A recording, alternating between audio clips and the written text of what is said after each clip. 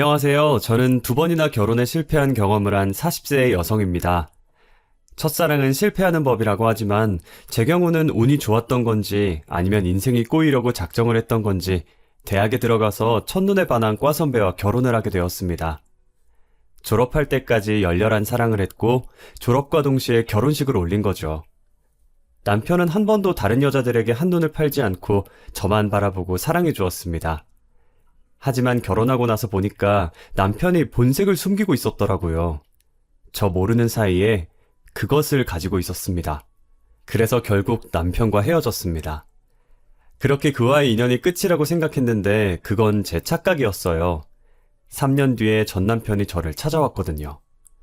정말 어처구니 없는 계획을 세우고 제게 접근해왔습니다.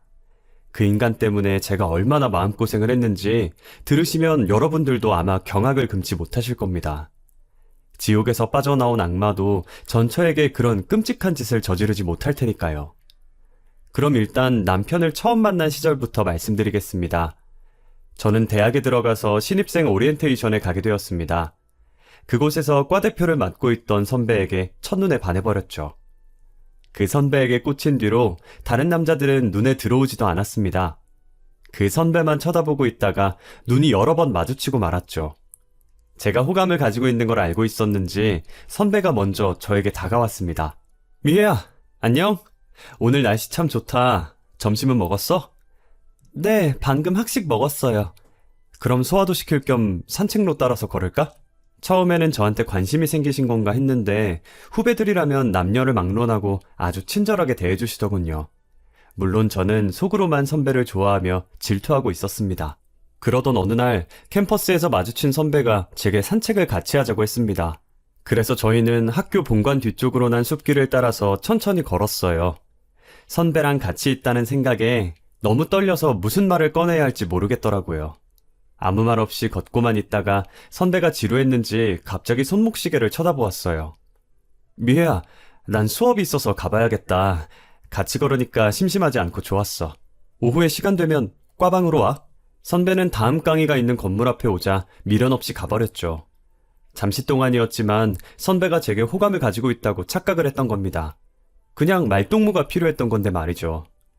그 후에도 거의 매일 선배와 마주쳤지만 선뜻 다가가지 못하고 망설이고 있었습니다. 그런데 선배와 가까워지는 결정적인 순간이 찾아왔습니다. 여름방학을 앞두고 진행된 과 행사 뒤풀이 술자리에서 선배와 저, 그리고 저희 과에서 주당으로 통하는 언니만 남게 되었거든요. 그날은 평소와 다르게 선배가 1차만 마시고 끝내자고 했습니다. 자, 오늘은 이 정도로 끝내도록 하자. 이제 늦었으니까 다들 집에 가야지. 과대표인 선배가 자리를 마치려고 하자 주당으로 유명한 진상 언니가 발끈하더군요. 뭐? 이제 시작인데 벌써 간다고? 분위기 흐트리지 말고 그냥 있어. 우리 이쁜 후배들 12시도 안 됐는데 벌써 갈 건 아니지? 술 기운이 오른 언니가 자리에서 일어서는 선후배들을 붙잡고 2차를 가자고 매달렸어요. 하지만 그 언니의 고약한 술버릇을 알고 있어서 모두 다 피하기 바빠 보였죠. 언니는 맨정신일 때는 세상 착하고 얌전한 여자였지만 술이 들어가면 확 달라져서 말이 많아졌거든요. 게다가 자기 기분에 조금만 거슬려도 욕을 하며 행패를 부리는 주사를 가지고 있었어요. 아, 그래. 전부 가라고 해. 난 우리 미혜랑 성우만 있으면 돼. 언니가 술집 앞에 서 있던 저와 선배 사이로 들어와 도망가지 못하게 팔짱을 껴버렸어요. 그리고 다른 술집으로 끌고 들어가 버렸죠. 저와 선배는 난처했지만 이미 취해버린 언니를 감당할 수 없었습니다. 몰래 도망갔다가는 그 언니가 술집에 들어누울 게 분명했거든요. 떨떠름한 표정으로 일단 셋이서 2차를 시작하긴 했습니다. 그런데 역시나 일이 터지고 말았죠. 마구 떠들면서 술을 마시던 언니가 옆자리 학생들과 시비가 붙어버렸습니다. 저기 테이블 왜 이렇게 시끄러워? 이 식당 전세 냈어요? 조용히 좀 해요! 술 기운이 올라 목소리가 커진 언니를 못마땅하게 쳐다보던 옆자리 학생 중 하나가 조용히 하라고 소리를 지르더라고요. 술이 만땅 취했는데 여기서 가만히 있을 언니가 아니었죠. 언니가 벌떡 일어나 삿대질을 하며 시비를 걸기 시작했어요. 뭐? 시끄러워? 네가 더 시끄러워. 그리고 너 몇 학번이야? 어린 놈이 어디 선배한테 대들어? 야, 술 먹었으면 곱게 처먹어. 어디서 지랄이야?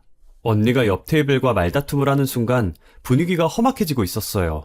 저는 얼른 언니를 말렸고 선배는 학생들에게 고개 숙여 사과를 했죠. 그리고 흥분해서 길길이 날뛰는 언니를 밖으로 끌어냈습니다.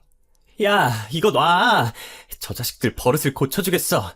과 선배는 더 이상 술을 먹이면 안 되겠다고 생각했는지 저한테 언니네 집이 어디냐고 묻더라고요. 미혜야, 너 민정이 집이 어디 있는지 알지? 앞장서, 얼른. 데려다가 눕혀야겠다. 아, 네, 이쪽이에요. 저는 언니랑 친해서 어디서 자취하는지 알고 있었거든요. 저희들은 몸도 가누지 못하고 비틀거리는 언니를 집으로 데려갔어요.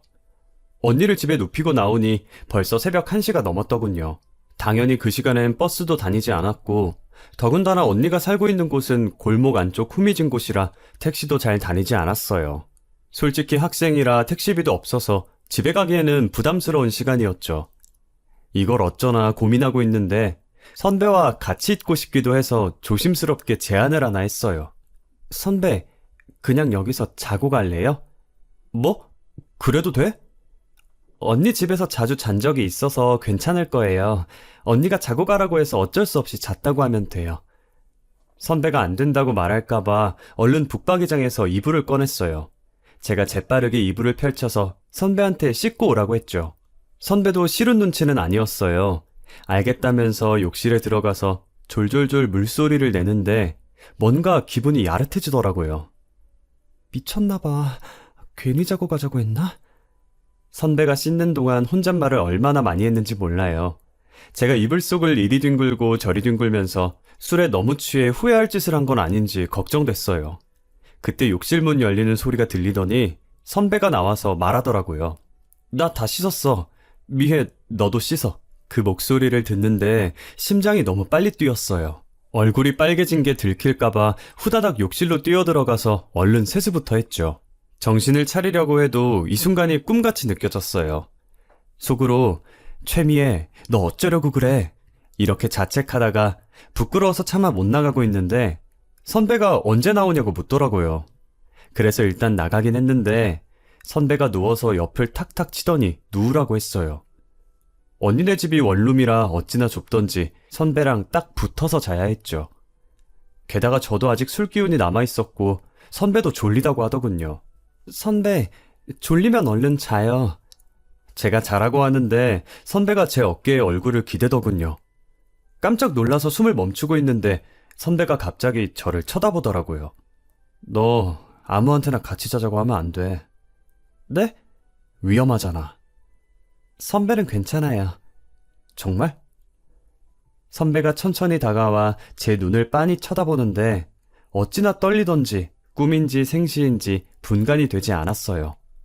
자는 언니가 깰까봐 둘이서 조용히 귓속말을 나누었습니다.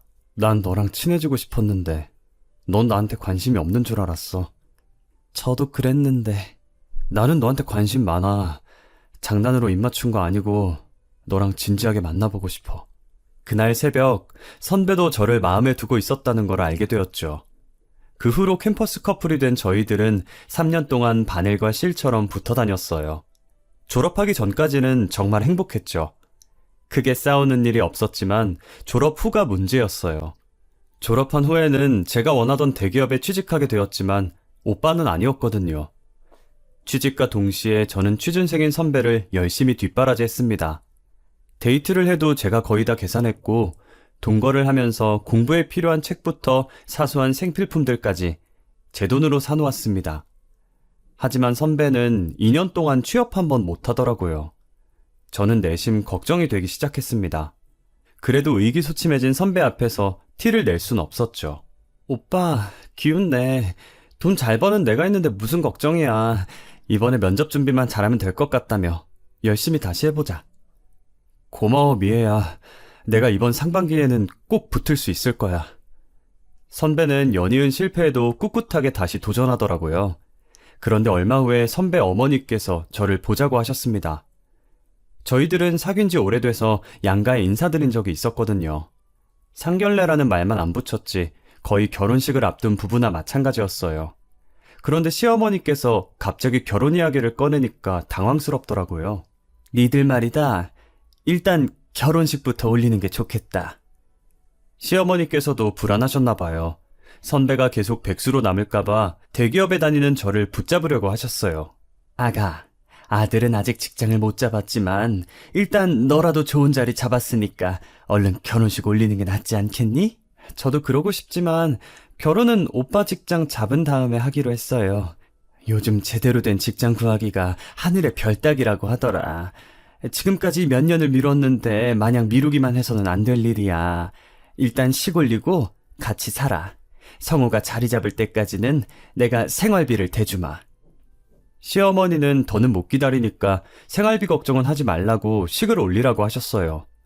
친정 엄마까지 나서서 동거만 하고 있을 게 아니라 얼른 결혼식을 올리자고 하셨죠. 사부인 말씀이 맞다. 옆집 민수네는 면접만 11번 봤는데 결국 대기업 붙어서 연봉 5천은 받고 있다더라. 성우 이번에 아쉽게 떨어졌다며? 엄마가 봐도 내년에는 붙을 것 같더라. 친정엄마는 성호 씨를 엄청난 천재로 알고 있었어요. 시어머니랑 거의 친구처럼 붙어 다니면서 아들 칭찬을 엄청 들었는지 그런 남자 없다면서 꽉 잡으라고 하셨거든요. 저희 엄마가 팔랑귀이긴 하지만 갑자기 이렇게 결혼을 허락하실 줄은 몰랐어요. 당연히 저는 전화기를 붙들고 친정엄마한테 왜 그러냐고 하소연했죠. 엄마, 갑자기 이렇게 결혼하라고? 이렇게 빨리 할 필요는 없잖아. 딸이 아직 직장도 못 구한 남자한테 시집가라는 게 엄마가 할 소리야? 그러니까 옆에서 전화통화를 듣고 있던 남편이 정색을 하며 반응하는 거 있죠? 내가 그렇게 못 믿어? 나 이번엔 꼭 붙는다고. 너까지 그러니까 진짜 자존감 뚝뚝 떨어지네. 아니, 그게 아니라. 제가 끝까지 대답을 못하니까 선배도 기분 나빠하더라고요. 그 뒤로 저한테 믿음을 줘야 하는데 취직도 못해서 자존감이 낮아진다, 기분이 나쁘다 이런 식으로 저를 괴롭혔어요.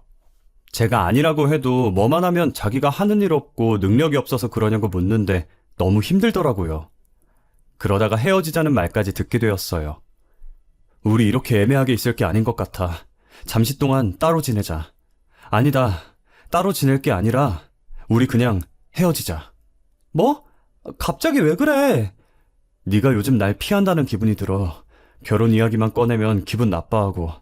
내가 2년 넘게 백수로 지내면서 너한테 능력 없는 모습 보이는 것도 자존심 상하고. 넌 좋은 직장 구했으니까 너 혼자 살아. 기분 나빠한 게 아니야. 나는 오빠가 자리 잡은 다음에 결혼하자고 했으면 좋겠어서. 그니까 나는 너랑 평생 결혼 못할 것 같아서 그래. 내가 너무 욕심부렸어. 내 주제에 무슨 대기업을 가겠다고. 취직을 오랫동안 못해서 우울증이 찾아온 것 같더라고요. 연이은 면접 낙방에 저의 결혼 거절까지. 무너져가는 모습에 마음이 약해져서 결국 결혼하자고 했습니다. 어차피 결혼할 마음이었고 오빠에게 든든한 보금자리를 내어주고 싶었거든요. 결혼 후에는 아내로서 내조도 해주고 외조도 해주며 마음이 병들어간 오빠를 케어해주려고 했습니다. 게다가 오빠가 취업을 할 때까지 시어머니께서 생활비를 지원해준다고 했으니까요. 오히려 지금 상황보다는 나을 것 같았습니다. 그런데 결혼 후 3개월 정도 지원을 받았을 때였을까요? 시어머니께서 갑자기 어이없는 말을 꺼내셨습니다. 이번에 연봉 올랐다며? 이제 생활비는 안 줘도 되겠지? 네? 제가 돈을 벌기는 하지만 앞으로 저희 미래 생각하면 돈을 모아야 해서요. 어머님도 오빠 취업할 때까지 계속 도와주기로 하셨잖아요. 그렇기는 하다만 둘 다 백수라면 모를까. 너 혼자 벌어도 충분히 생활이 되는데 굳이 나까지 나서서 도와줄 필요는 없는 것 같다. 시어머니는 제가 경제적인 능력이 있다는 걸 내세우면서 마음대로 생활비를 끊었습니다. 물론 당장 생활비는 있지만 지금 살고 있는 곳을 전세로 바꾼 후에 돈을 모아 차차 내 집을 마련할 생각이었거든요. 그런데 그럴 여유가 없어져 버렸죠. 하지만 시어머니께 왜 일방적으로 약속을 어기냐고 따질 수도 없었어요. 남편한테 생활비가 끊겼다고 말할 수밖에 없었죠. 여보, 어머님이 앞으로 생활비 지원 안 해주시겠대. 그래, 뭐 할 수 없지. 남편은 마치 남의 일처럼 대수롭지 않게 굴더군요. 그래서 순간 열이 받아 남편이 싫어할 만한 말들을 내뱉고 말았어요. 당신이 취업해서 자리 잡을 때까지 애 안 가질 테니까 그렇게 알고 있어. 내가 언제 취직할 줄 알고? 애를 보고 싶으면 서둘러서 취업하면 되잖아. 저는 애를 믿기로 남편에게 취업을 하라고 재촉했어요. 하지만 시간이 갈수록 남편 태도가 이상해졌습니다. 취직 준비는 하지도 않고 날마다 친구들과 어울려 술을 마시거나 당구장이나 PC방을 들락거리더라고요. 3년을 백수로 지내면서 한가한 생활이 몸에 익어버린 것입니다. 당장 알바라도 하라고 잔소리를 했지만 남편은 저만 믿고 탱자탱자 놀기만 하더군요. 그래서 결국 남편과 자주 말다툼을 하게 되었습니다. 당신 요즘 왜 이래? 매일 친구들하고 어울려서 술이나 마시고 PC방에서 게임이나 하면서 노닥거리는 거 다 알아. 공부해서 제대로 된 회사에 들어갈 생각을 하란 말이야. 당신 취업 준비하고 있기는 해? 내가 알아서 할 거니까 잔소리 좀 그만해. 매일 놀고 있는 꼴만 보는데 내가 잔소리를 안 하게 생겼어? 친구들 만나서 취업 정보 얻으려고 그러는 거야. 아무것도 모르면서 바가지 긁지 마. 한 번만 더 스트레스 주면 집 나가버릴 테니까 그렇게 알고 있어. 남편과 심하게 말다툼을 한 날이면 어김없이 시어머니가 저를 불렀습니다. 제가 자기를 무시한다고 남편의 시어머니에게 고자질을 했던 거죠. 돈 좀 번다고 유세를 떨어도 분수가 있지. 남편을 이렇게 무시하는 법이 어디 있니? 마누라가 가장을 깔보고 업신여기니 집안 꼴이 제대로 될 리가 있나. 시어머니는 언제나 남편 말만 들었고 제가 말을 하면 귀를 닫고 듣지를 않았습니다. 억울하고 분했지만 참을 수밖에 없었어요. 그러다 남편이 저 몰래 대출을 받아서 주식에 투자를 했다가 완전히 깡통을 찼다는 걸 알게 되었습니다. 친구가 주식에 투자했다가 한 달 만에 엄청난 수익을 올렸다는 말을 듣고 남편이 욕심이 생겨서 신용카드로 1천만 원을 대출받았던 거죠. 그 친구에게 추천받은 종목에 올인했는데 몇 개월 만에 계좌가 깡통이 되어버리는 어이없는 일이 벌어졌습니다. 마음 같아서는 소리라도 지르고 싶었지만 남편이 처음으로 깡소주를 마시며 울고 있더군요. 이런 인생을 살게 해서 미안하다고 매달리는데 차마 뭐라 할 수가 없었습니다. 그래서 남편을 꼭 안아주며 위로해주고 말았죠.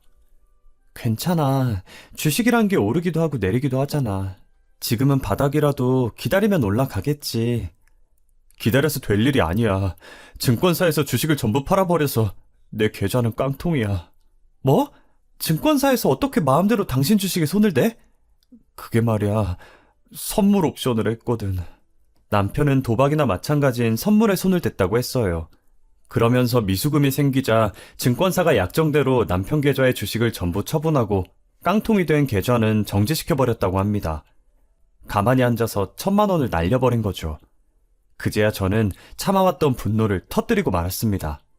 지금 뭐 하자는 거야? 하라는 취업 준비는 안 하고 주식으로 돈을 날려? 무슨 생각으로 사는 건데? 나는 잘해보려고 그랬던 거라고. 당신한테 눈치도 보여서 대박 한번 쳐보려고. 뭐? 대박?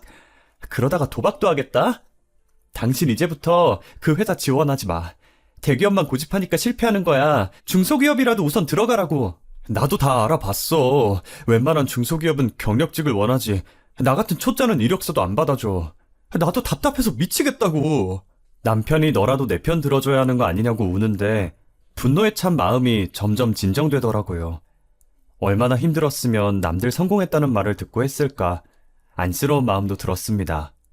어차피 화내봤자 1,000만 원이 돌아오는 것도 아니니까 겨우 이성을 붙잡고 남편을 다독였어요. 여보, 다음부터 안 그러면 돼. 1,000만 원은 수업비 냈다고 생각하자. 어차피 당신 탓해봤자 1,000만 원이 돌아오는 것도 아니고 우리 둘 다 없는 일이라고 생각하게. 응? 그러니까 그만 울어. 고마워 여보. 내가 잠깐 제정신이 아니었어. 이제부터는 정말 죽을 각오로 준비할 거야. 만약 이번에도 실패하면 당신 시키는 대로 할게. 남편은 마지막 기회라고 생각했는지 열심히 준비했지만 결과는 실패였어요. 이제야 눈앞에 처해진 현실이 보였는지 닥치는 대로 일을 해보겠다고 하더라고요. 이젠 안 되겠어. 취업은 포기하고 막노동이라도 알아봐야겠어. 그래, 잘 생각했어. 얼마가 됐든 간에 당신한테 맞는 일자리 찾아보자. 남편은 선배 소개로 물류센터에서 창고 관리하는 일을 하게 되었어요. 그런데 몇 달이 지나도 남편이 월급을 가지고 오지 않는 겁니다. 여보, 당신 월급 안 받았어? 왜 몇 달이 지나도 들어오는 돈이 없지? 당연히 받았지. 근데 내가 쓸 데가 좀 있어서. 제가 생활비를 달라고 하자 남편은 쓸 데가 있다는 핑계를 대면서 5개월 넘게 생활비를 주지 않았어요. 그러다가 남편이 저를 속이고 있다는 사실을 알게 되었죠. 우연히 보게 된 남편의 휴대폰에서 충격적인 메시지를 발견하게 되었습니다. 남편이 은행에서 5,000만 원이 넘는 빚을 지고 있었거든요. 그래서 남편이 안방으로 들어오자마자 핸드폰을 보여주면서 말했습니다. 여보, 속일 생각하지 말고 사실대로 말해. 대출을 왜 받은 거야? 설마 또 주식에 손댔어? 그런 거 아니야. 친구놈이 하도 사정해서 명의를 빌려줬어. 뭐? 명의를 빌려줘? 남편이 그동안 숨기고 있었던 사실을 전부 다 털어놓더군요. 사업을 하던 친구가 자금 사정이 어렵다면서 대출을 받을 수 있도록 한 번만 도와달라고 사정을 했다고 합니다. 무릎 꿇고 눈물까지 흘리길래 어쩔 수 없이 명의를 빌려줬다는데 정말 어이가 없었죠. 그런데 얼마 후에 그 친구가 폐업 신고를 하고 사업을 정리했다는 걸 알게 되었다고 합니다. 남편은 친구에게 연락을 했지만 연락이 되지 않아서 저한테 쭉 숨기고 있었다고 해요. 은행에서는 폐업을 했기 때문에 대출금을 당장 내놓으라고 재촉을 하고 있어 생활비도 주지 못했다고 하네요. 매달 월급 털어넣으면서 맞고 있었는데 이제 한꺼번에 갚으라고 난리를 치니까 뭘 어떻게 해야 할지 모르겠어서 정말 미안해 여보. 남편은 풀이 죽어 기어들어가는 목소리로 미안하다고만 했어요. 월급을 압류당하고 신용불량자가 되지 않으려면 다음 달까지 5천을 맞춰야 한다고 하더군요. 5천만 원이라니 아무리 머리를 굴리며 생각해봐도 방법이 없어서 직장 생활을 시작하면서 넣어두고 있었던 적금을 깼습니다. 거기에다 모아둔 돈을 보태서 남편이 저지른 사고를 뒷수습했어요. 정말 이혼하자고 말하고 싶은 심정이었습니다.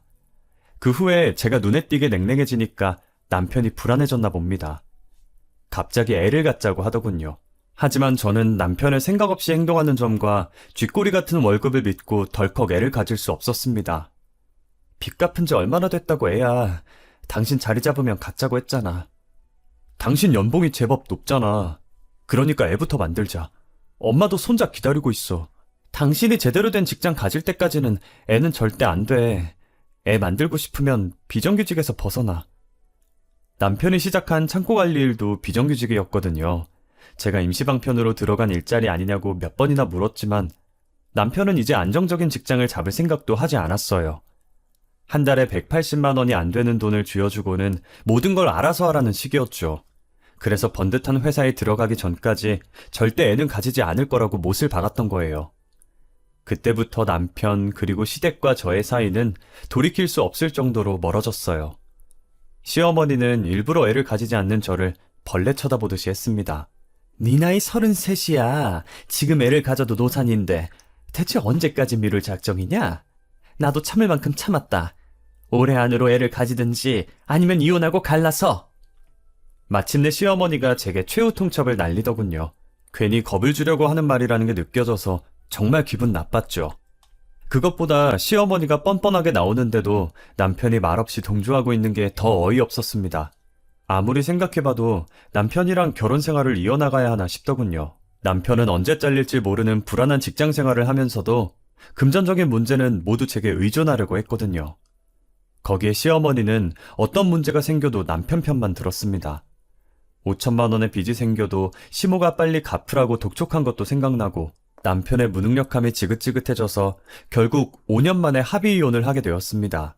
요즘 한 달이 건너면 돌싱들이 판을 치는 세상이라 이혼이 별스러운 일은 아니었지만 한동안은 적응이 되지 않았습니다. 가슴에 구멍이라도 뻥 뚫린 것처럼 허전했고 일이 손에 잡히지 않았죠. 그래도 뜻밖의 행운이 찾아와 이혼의 후유증을 극복하게 되었습니다. 주식 투자를 하시면서 10년 동안 한 종목을 꾸준히 사들인 아버지가 초대박을 터뜨린 겁니다. 아버지가 투자한 회사는 별 볼 일 없는 삼류제약회사였거든요. 주위 사람들이 왜 그런 허접한 회사에 투자를 하냐고 말렸지만 아버지 생각은 달랐어요. 인기 있는 종목은 워낙 비싸잖아. 이 회사는 싸니까 많이 가지고 있어도 부담이 없어. 아버지는 돈이 생길 때마다 그 종목을 사모으셨고 딱 10년 만에 그 회사가 신약 개발에 성공한 것입니다. 그래서 주가가 2달 만에 15배나 올라버렸죠. 아버지는 이런 일이 생길 줄 몰랐는지 조용히 저를 부르시더니 저만 알고 있으라고 하셨습니다. 그리고 주식으로 낸 수익을 제게 주셨어요. 무려 5억이나 주신 거죠. 내가 이 나이에 돈 쓸 데가 어디 있겠냐. 네가 가지고 있다가 욕이 나게 쓰거라. 저 역시 급하게 돈 쓸 일이 없었기 때문에 통장에 묻어놓고만 있었습니다. 아버지의 주식 성공으로 제가 횡재를 했다는 소문이 돌면서 접근해오는 남자들이 제법 있었어요. 모두 말은 하지 않았지만 제 돈에 눈독을 들이고 있는 게 느껴져서 그런 속물 같은 남자들과는 만나지 않았습니다. 그래서 늘 직장과 집만 오가면서 다람쥐 쳇바퀴 도는 생활을 2년 넘게 하다가 재미 붙일 만한 취미 생활을 찾게 되었어요. 인터넷에서 자전거 동호회를 접하게 되었거든요. 자전거 동호회 후기도 보고 메신저로 동호회 사람들이랑 이야기도 해보니 너무 즐거워 보였습니다.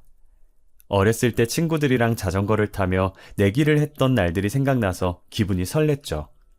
이거라면 어렸을 때처럼 추억도 쌓고 기분 전환도 될 것 같아서 고민하지 않고 산악자전거를 하나 구입했습니다. 그 길로 동호회에 가입해서 활동을 시작했는데 동호회에서 만난 회원들이 하나같이 좋은 분들이었어요. 연령층도 아주 다양해서 70대를 넘기신 분이 있는가 하면 대학 졸업을 앞둔 20대도 있었죠. 그렇지만 세대 차이를 전혀 느낄 수 없을 정도로 화기애애한 분위기였어요. 전에는 외롭고 무료하게 보내야 하는 주말이 싫었는데 이제는 어서 주말이 와서 회원들과 같이 하이킹을 가고 싶은 마음뿐이었어요. 그렇게 1년 동안 활동을 하면서 친해진 남성분이 있었습니다. 벤처 사업을 하고 있다는 35의 연하남이었어요. 성격도 활발하고 싹싹하니 말도 잘 붙이는 게 주말마다 모임에 나타나서 친한 척을 하더라고요. 누나 안녕하세요. 그동안 어떻게 지내셨어요? 민철아 안녕. 직장인이 별거 있겠어. 죽어라 일만 했지. 어쩐지 저번 주에 안 나왔더라. 요즘 많이 피곤해요? 민철이는 만난 지 얼마 되지도 않았는데 저를 누나라고 부르면서 졸졸 따라다녔어요. 모임을 마치고 회식을 할 때도 제 옆자리는 늘 민철이 차지였죠. 나중에는 민철이가 주중에도 연락을 하기도 했어요. 누나, 오늘 시간 어때요? 괜찮으면 같이 저녁이나 먹어요. 내가 쏠게요. 근데 오늘은 마감해야 될 업무가 있어서 8시 넘어야 퇴근할 것 같아. 난 괜찮아요. 제가 누나 회사에 데리러 갈게요. 민철이는 일주일에 2-3번은 꼭 연락하더라고요. 그때마다 밥을 먹거나 차를 마시자고 했어요. 민철이가 운영하는 사무실이 제 회사와 그리 멀지 않은 곳에 있어서 그런 줄 알았죠. 그런데 민철이가 저를 이성으로 느낀다는 사실을 알게 되었습니다. 민철이한테 왜 여자친구가 없냐고 물었거든요. 민철아, 넌 왜 사귀는 여자가 없어? 빨리 결혼해야지. 얼마 전에 마음에 드는 여자가 생겼는데 쑥스러워서 고백을 못하고 있어. 누나도 아는 사람이야. 그래? 누군데? 우리 동호회 사람이야? 말해봐, 내가 도와줄게. 그게 누구냐면 우리 동호회 사람이고 최미혜라는 여자야. 뭐라고? 그게 무슨 뚱딴지 같은 소리야. 전 그만 피식 웃어버리고 말았어요. 민철이가 저를 웃기려고 농담을 한다고 생각했죠. 하지만 민철이가 정색을 하면서 쳐다보더라고요. 정말이야. 누나랑 같이 있으면 세상을 다 얻은 것 같고 너무 편하고 좋아. 나는 누나랑 진지하게 만나보고 싶어.